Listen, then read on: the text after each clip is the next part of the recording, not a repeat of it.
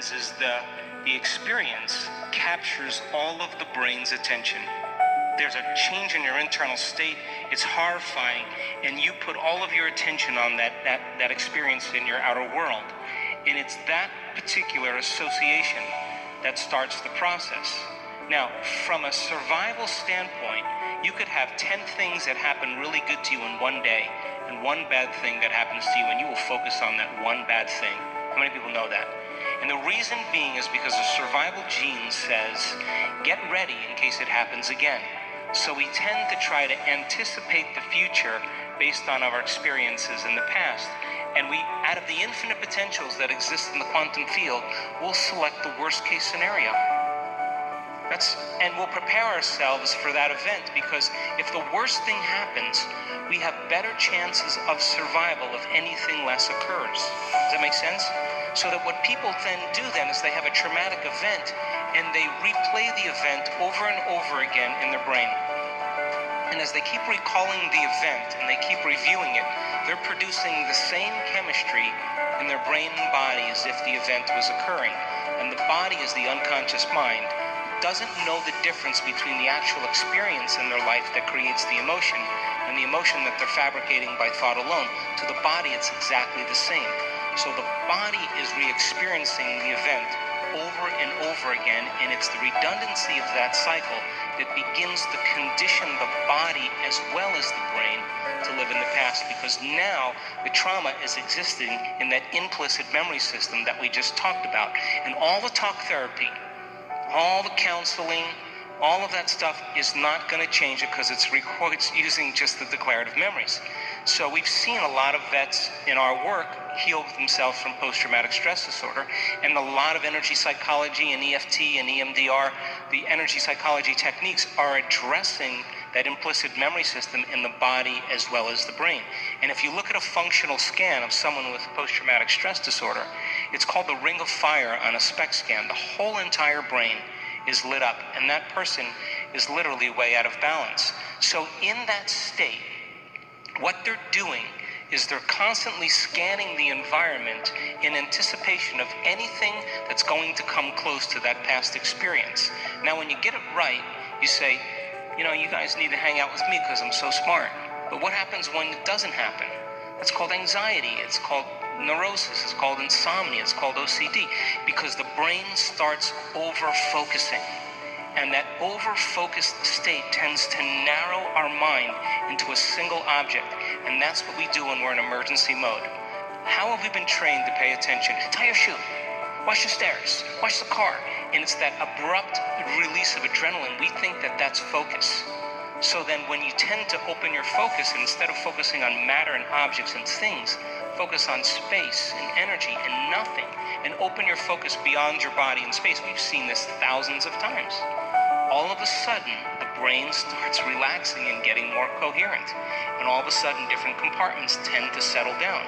So then the person then who's scanning their environment, anticipating that event to occur, if an event even is remotely close to that experience, in anticipation of it, their perception already is releasing the chemistry as if it's in the event, and they'll return back to that same person at the time of the trauma. Does that make sense?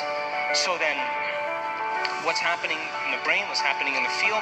Well, there's a complete disorderliness that's taking place consciously, in consciousness, in energy, in neurocircuitry, in neurochemistry, in hormones, in genetic expression. The person is way out of balance. And so then the process then is to start creating order and having them get beyond those emotional states. And I always say, forget the event. Forget it. Just work on the emotion. And we have seen this in so many people that have healed themselves of cancer and all kinds of conditions and rare genetic disorders. They got beyond the emotion, and when they got beyond the emotion, the body was finally liberated. And all of a sudden, they're perceiving a whole new landscape that they could never see, because they're no longer looking at their future through the lens of the past. So then, the brain is just an anatomical piece of material. And science says that you can literally rewire your brain. You can literally change its function. But who's doing the changing of the brain and the mind? And it's consciousness. Now, consciousness to me has two elements. Consciousness is awareness. Awareness is paying attention. And so then there is a free-willed level of awareness called you and I, the journeymen, the journeywomen, from source down to matter. And we got to this level and we didn't go any further because tiramisu is here, so we stopped. Chocolate, too. So then all of a sudden we drink the wine of forgetfulness and we have to journey back to source.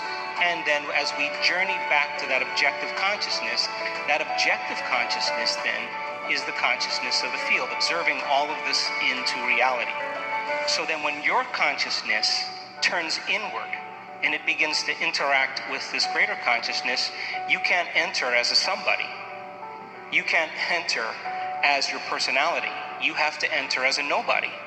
And the element of taking your attention off your body, off your identity, off of things, off of places, and off of time, leaves you as pure consciousness. So then now, all of a sudden, the brain starts moving back into orderliness because the operator's gone, and all of a sudden, you start getting that kind of synchronization that takes place called coherence.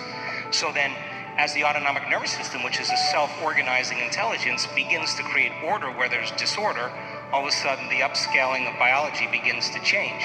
So consciousness, the free-willed you and I, is animating a body to produce different levels of mind.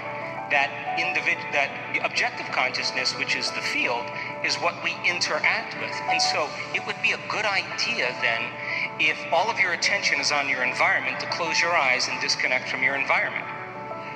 To sit your body down and no longer allow it to move and be greater than your body, and really give up your appointments and your thoughts about the past and the future and find the present moment. And if you are going to create something by thought alone, then you have to become thought alone. And you have to literally linger in that infinite field where all possibilities exist. And you've measured it enough times to see that when you truly do that, all of a sudden now, your brain and body begin to change as a result of it. I'd like to add something to that. This field is so new that we're talking about. The discoveries that are being made so quickly that mainstream is not able to catch up with all the new discoveries. So we're still thinking about a mechanistic model, a mechanical brain. Consciousness is, science is still struggling with that.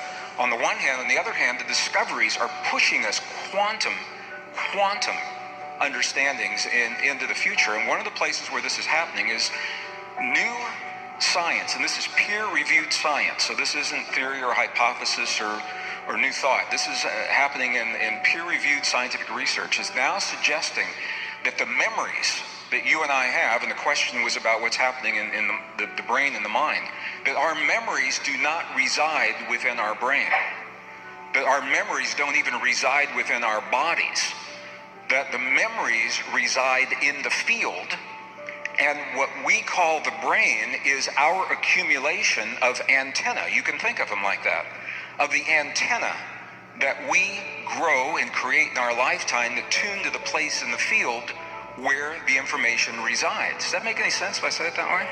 So, this is so real. This is so real. I did a pre-conference workshop. We touched on this a little bit on Wednesday. Some of you, I think, are in the room here. This is so real. My colleagues in Silicon Valley, I left Silicon Valley, they're still working there. They are actually developing computer memory chips based upon a droplet of water. That is a very refined droplet of water rather than silicon.